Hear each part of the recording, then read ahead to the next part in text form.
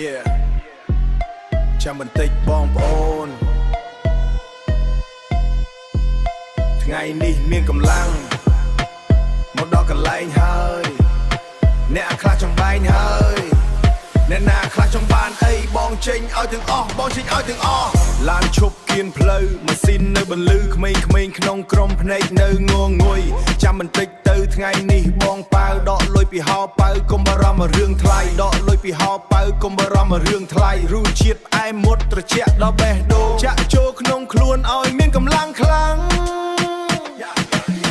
មិត្តភ័ក្តិទាំងអស់លើកកែវឡើងមកគុំឲ្យរងចាំដល់ពេលយើងរះយើងជិះឡានដើរតាមផ្លូវដ៏វែងមិនខ្វល់រឿងអ្វីក្រៅពីភាពសប្បាយចិត្តបងទូលាយដូចជាមហាសមុទ្រចិត្តបងទូលាយដូចជាមហាសមុទ្រឲ្យតែមិត្តភ័ក្តិញញឹមគ្រប់គ្នា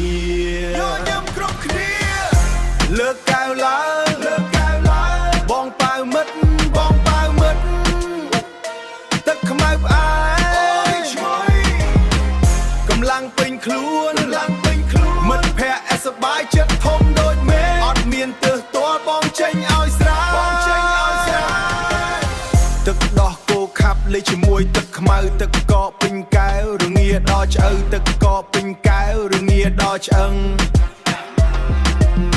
ជួបគ្នាពេលព្រឹកនិយាយរឿងរកស៊ីកុំខ្វល់រឿងលុយបងជាអ្នករ៉ាប់រងភ្នែកចាប់ដើមភ្លឺឈប់ងុយទៀតហើយ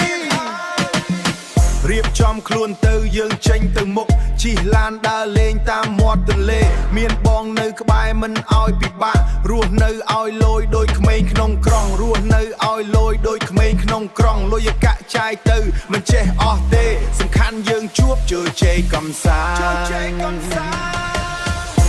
លើកកែវឡើងលើកកែវឡើងបងប៉ៅមិត្តបងប៉ៅមិត្តទឹកខ្មៅផ្អែ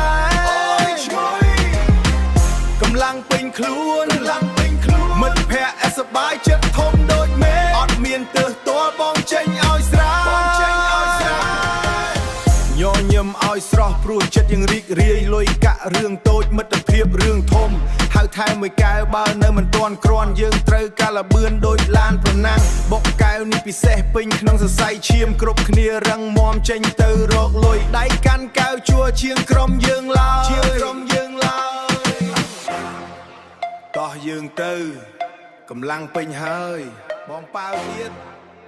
សប្បាយចិត្តទាំងអស់គ្នាយល់ទេ